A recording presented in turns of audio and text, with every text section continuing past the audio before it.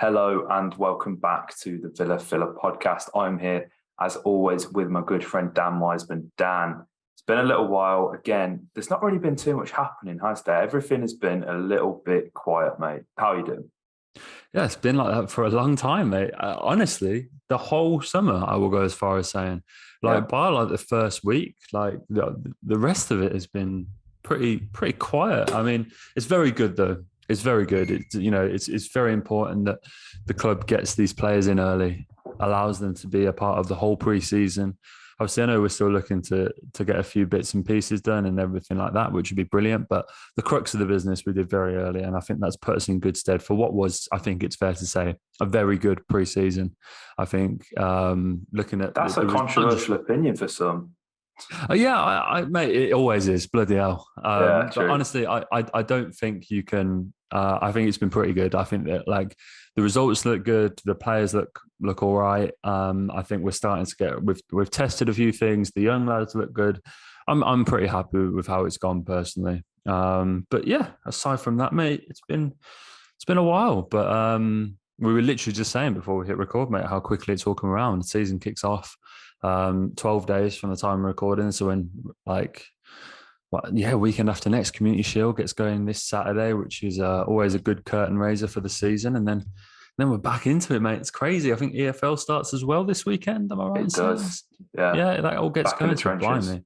Yeah, we're it's here before we know it, mate. And probably naively, I'm looking forward to it. That's how it is, mate. We've always got that sort of giddy optimism for the season to return, and I think pre-season's kind of whet the appetite for that. And I think obviously we've not played Rennes just yet. That will be the final game. I think that's in a few days' time now. I'm not quite sure because it's largely irrelevant. But the Australia tour has now ended, mate. Back in the UK. Results wise, again, they don't really matter, but Villa didn't lose a game, so that's always encouraging to see. And coming back from 2-0 behind against Manchester United in the way that we did, very happy with that second half performance. A lot of standout performers in that. The young lads stood up so well. The more I see Kane Kessler, the more I'm absolutely convinced that Frederick Gilbert does not have a future at Aston Villa Football Club, which is, it's something we did discuss, I think, on the last podcast, mate. It just seems like his time's up, and it's a shame. But because again, I don't really want to compare Kessler to Cash because they are both very different. But like Kessler's so quick, and the final ball in is always almost pinpoint. And again, I'm not going to look too much into it because it is pre-season. But I think from what we've seen of him on loan and also in the Youth Cup and stuff like that, I'm more than happy for him to be right back. Yeah, I think you're right, mate. I think we've spoken a long time on this podcast, haven't we, about making sure that you're prepared to give opportunities to these young boys, and when they come in, that there's opportunities made available for them. And I think sometimes, maybe not in the case of Kane Kessler Hayden, but in other positions, you might have to sacrifice a little bit of quality. You have to sacrifice a few mistakes in a season, all the things that comes with playing youngsters. But it's so important to provide that pathway. And, I saw reports, I think it was Ashley Priest that was saying like Gilbert wasn't included in the first team, like travel setup, that he was like having to ride with the Yeah, media guys and stuff like that. And I still echo what I said in the last podcast, man. I feel sorry for that guy. I really do. I think he's never been like, he deserves a fair crack of the whip at this football club. It doesn't look like he's going to get it. And I've always felt like we've treated him a little bit unfairly, to be honest with you. And I think this preseason has perhaps compounded that a little bit.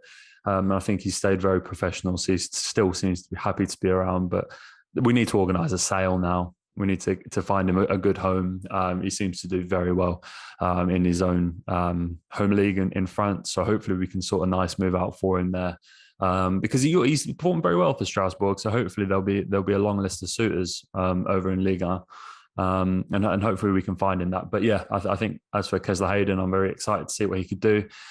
You're very right in saying on the last podcast, mate, that he seemed to win the Swindon fans over and stuff like that. And I know it's a step up, but I feel like if you embed him in the right way, we can see the results. And he's performed well in pre-season, so I think that is the point of pre-season, isn't it? Yeah. To open the opportunities up to everybody, to put everybody on a level playing field.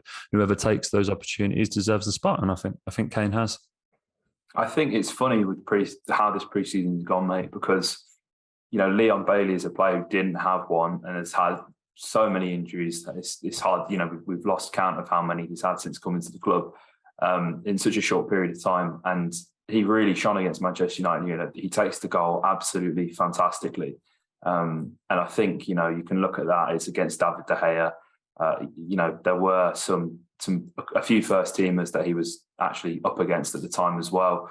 Again, obviously, there's all sorts of, it's pre-season, it's this, it's that, but the technique's there, and people are starting to take notice of Leon, mate. And it's not just Villa fans, because I'm all over FPL TikTok, and everybody is now because for the past couple of weeks people have been drafting their fantasy teams and all that kind of stuff. Everybody's putting Leon Bailey in, which I do think is hilarious, because he's not going to get the minutes that all of these neutrals seem to think he's going to get. But based off this one goal against Manchester United, he has almost won back the majority of the Villa fans that had written him off, which is great. But this is a tune that we've been singing for the longest time, mate. Pre-season, absolutely. Get this guy fit. He's capable of doing this, and again, assisting Chambers for the equalising goal from the corner as well. I hate to say I told you so, because I don't want to sit here and be smug on the podcast, maybe. We told them so. We told you guys. We did. You got to give these players time, man. I think I was listening to a podcast the other day, and they were talking about players coming over from the Bundesliga, and how there's usually an adjustment period in a year or so. And, you have to look at the big name profile attackers that have come over. You look at Timo Werner, you look at the likes of Christian Pulisic, look at Kai Havertz as well, all at Chelsea, and how they've taken a little while. And it's only really towards the back end of last season that Kai Havertz really found it. And it took a long time. It took a new position. He was playing as the number 9, and he was fantastic, absolutely fantastic. And these guys just take a little time. The ability has always been there. It's just because the Bundesliga is such a transition-based league. It's so open, a lot of high lines, defenders obviously play a lot higher. Teams that play quite attractive, try and play expansive football, and that just makes it a very attacking league generally, which is why you get some teams putting up crazy numbers. It's why players get crazy goal and assist numbers. And I don't believe in Bundesliga tax or anything like that, but there is certainly that adjustment period. And I think Leon only needed that, and he didn't really get a pre-season. I think we seem to be forget, and he arrived in difficult circumstances straight off the back of Jack, and it never really felt like he was fit to begin with. He then obviously picked up an injury. I think we rushed him back, to be honest with you, because he never really seemed to get to full fitness, and he was trying to get up to pace in this new league and this new team, and it never really happened for him, and very difficult circumstances. But we said, didn't we, mate, that a pre-season is what he needs. He needs to be given time with these lads on the training ground, finish off that rehab process, getting back up to full fitness. And he looks really good. And look, I'm not going to go counting any chickens yet. I don't think he's fully back. Obviously, it's one thing doing it in friendly, but we want to see this guy do it on the big stage in the Premier League. But the signs are all there, mate. And look, I'm not expecting Leon to go and put double-digit goal and assist tallies up. I just think we want to see what he can offer, because there's no one else that does it at the club. No one else can run with the ball like he has. We don't have a turn of pace like that in the forward line, really. I mean, Coutinho, Buendia, Ings, Watkins, they're all brilliant on their day, but none of them have got the legs that Leon has. None of them have got that 0 to 60. And I think that's what he can offer, especially with the ball at his feet. So, yeah, we'd all love to see it, mate. And I think we're on the right tracks, is what I'll say. I think we're potentially getting that little bit closer to finally seeing Buendia, Coutinho and Bailey all in the same team. And I think that'll be a monumental day, because Emi Buendia is fully deserving of a place in the starting 11. I think it's fair to say. He's fantastic. He's tenacious. But you guys will know that from last season. He was brilliant, and it feels like he was unjustly left out at times. So, Gerrard and co are going to have to deal with that, and hopefully we can get them all in the same team together. I do think Villa looked better, making the change in the second half. I don't know whether it's just because there were sort of fringe players who, I don't want to say wanted it more, but I think, the younger lads had a bit of a point to prove. Obviously, Morgan came on. Dougie came on and was fantastic. I thought there was a really solid performance from Dougie there. And yeah, I think the midfield looked quite good, to be fair. But I think that will probably lead us on to the next point, mate, because I think the midfield is still an area that needs to be addressed. I have a feeling Dougie's going to stay. I have a feeling. I don't think he's going to sign a contract, given the fact that Alicia Lehmann's only signed a 1-year extension, so they're both going to expire next summer. So I feel like that's quite telling of the situation that we're in right now. I know Aaron came on and he seems fairly confident that, you know, things may change or that he will at least stay until his contract expires, which I think is probably the more likely scenario. But it needs addressing, mate, doesn't it? It really does. And there is a player who I cannot believe has not been included in Tottenham's pre-season tour squad of, I think they went to like China, Asia or somewhere like that. South Korea, actually, they went to South Korea, didn't they? Spurs, Tanguy Ndombele. And, you know, reports have said that Tottenham are willing to listen to offers for this guy. Now, last season, I think it was in the second half of the season, he got his loan out back to France. And ultimately, like, this guy, when he plays football, and also he hasn't played a lot of football over the past few years since making the move to Tottenham. But this is a guy who is the ideal eight. He's waiting to explode, isn't he, mate? And I can't help but feel like, you know, this is a bit of an old style transfer rumor. We used to usually take a player that we'd like to sign and kind of explain why they fit the profile, and we're going to get onto that. So you just got to stick with us for a minute. But I really hope that, obviously there's no sort of info that the club haven't said anything, whether that be Tottenham, because it's been a few weeks now since the news came that he's not been in their squad. And of course, we know Villa are active and looking for an 8, but there's been no links to this guy whatsoever. So if you see anything, you're welcome. You know, we are wishing this into existence, but I can't help but feel like, mate, a cheeky bid for Tanguy Ndombele could solve some, if not all, of our midfield problems. Yeah, I think this one's really interesting, mate, because obviously he had that loan back to Lyon, which is where Spurs signed him for. And it was a loan with an option to buy, and they didn't take up the option to buy. And obviously that will ring alarm bells for a few people. But the option to buy was 65 million euros. And Spurs had signed him for 62 million euros. And obviously they were up to 10 million euros in add-ons on top of that. So it could have gone 72 million euros. So about 63 million quid. But I can't imagine many of those add-ons were ever hit because he didn't play much. And like, obviously Spurs didn't win anything or anything like that. So I can't imagine there would have been too many add-ons on top. So they offered to loan him back with an option to buy that was actually higher than what they bought him for. And I think that's probably part of why Lyon didn't do that deal, to be honest with you. I've got to be honest with you. I really like Ndombele, and he was fantastic for Lyon. And I'm really disappointed they didn't buy him, because they're doing this beautiful thing at Lyon where they're sort of like getting the band back together, and Lacazette's gone back and Umtiti's getting linked back, and Ndombele could have gone back. And I was like, wow, like here we go. The vibes are immaculate, but it didn't happen. I really like him, and you're right in saying that he's about to explode. He's a sensational footballer on his day. He's one of the best to watch around. And I think you said cheeky bid, mate, and I think it would have to be a cheeky bid. At the point where it becomes not cheeky, this deal becomes like less and less favourable. Do you know what I mean? Like, if Spurs are genuinely wanting to recoup like 50, 60 million euros, that goes from being a cheeky bid to like quite a serious bid, then, doesn't it? Do you know what I mean? Yeah. But if you can tempt them with a cut price offer, and you know, there's this really interesting trend going on with a lot of transfers in Europe at the moment. I think Real Madrid are doing a lot of it. Where they let a player go for free. Luka Jovic, they've done it with Vukovic, they've done it with Take Kubo, who's just gone to Real Sociedad, where they let a player go for free, but retain half of the sell-on rights. And it's basically when you sign a player for a lot of money who hasn't, you know, fit the bill. You want to try and recoup as much of that value as you can, but no club is willing to stump up that much for a player who hasn't made it. So you go, okay, and then we'll hope that we'll make up that money later on when he explodes and you sell him on, and we make the money back that we would have done in the first place. So it's quite a clever strategy, and obviously loads of people like raise alarm bells and like, what are they doing, letting Luka Jovic go for free? But I actually think it's quite clever, and I think we're going to start to see more clubs operating on this, because you get to these points, don't you, when so many players we've seen, mate, get to contract standoffs. Think Bale, think Aubameyang, think Özil. The amount of players that have like got to this point where they're on too much money and they're worth too much, that clubs just can't get them off the wage bill, despite the fact they're not fitting into the squad. And I think Ndombele is at that risk now. Do you know what I mean? Like, where he's a player that just can't seem to fit in at Spurs, is clearly worth a lot of money, clearly on a lot of money.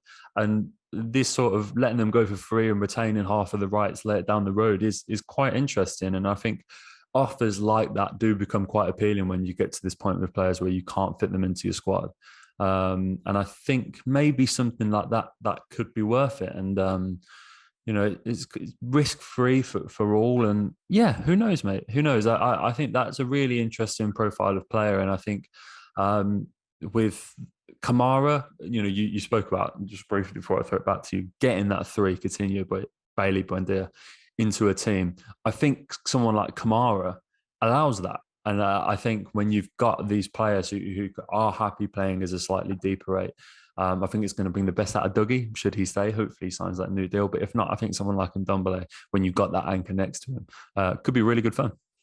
100%, mate. That's the thing. Like, he's a guy who can operate anywhere in the midfield. And if you look at goals and assists, you're going to completely write this guy off straight away. And that's not what we're looking at. It's the underlying stats. It's the pass completion rate of 75%, which is, it's, when you consider the kind of passes he's going to make, he's going to be playing a lot of high risk balls like Buendia. Pass completion isn't going to be perfect, so we can allow that. But he's within the top 1% of passes attempted per 90 with 48. He's within the top 3% of progressive passes received, which tells you that he's a guy who likes to charge forward. Within the top 3% of progressive carries per 90, averaging 7.37. And he's completed 1.72 dribbles per 90, which puts him within the top 8 percentile of midfielders over the past year, mate. And that's what you want. You want somebody who's going to receive the ball on the half turn, look to drive you forward, and assist Booba in ways both going forward and coming back. I think we've seen it quite a few times stylistically how Villa have evolved since Kamara's come in early on in these preseason games, because we're seeing the centre-halves much wider than they ever were before, allowing the fullbacks to get further forward, and Booba's just slotting in there. We know he's someone who's played centre-half, but it's like the original Fernandinho role when Pep Guardiola came to Manchester City, like almost essentially being a third centre-half and snuffing out that danger. That is what Booba can do. That is what Booba will do. And to complement him and to complement that sort of double pivot that it looks like we're going to play, you're going to need someone like Tanguy Ndombele who can receive the ball and just drive with it into space. And I think it's the missing piece in the jigsaw, mate. It really is. And I'd worry if Villa don't get an 8 in this summer, especially in January, because, we look at Morgan Sanson, a guy who a deal got done in January. Of course, we both adore the guy, mate, but they don't always work out, these January transfers. You need to get them in now. You need to get them in as early as possible, embed them in, allow as much time for them to get adjusted to the league as possible, so you can avoid a Sanson situation. But I think this is a position whereby if we leave it any longer, mate, we're obviously, as I alluded to in the last podcast, we're in a situation whereby we're going to lose both Carney and Dougie, and with no replacement. And that is what really worries me. So Villa scouting department, let's get this cheeky bit prepared.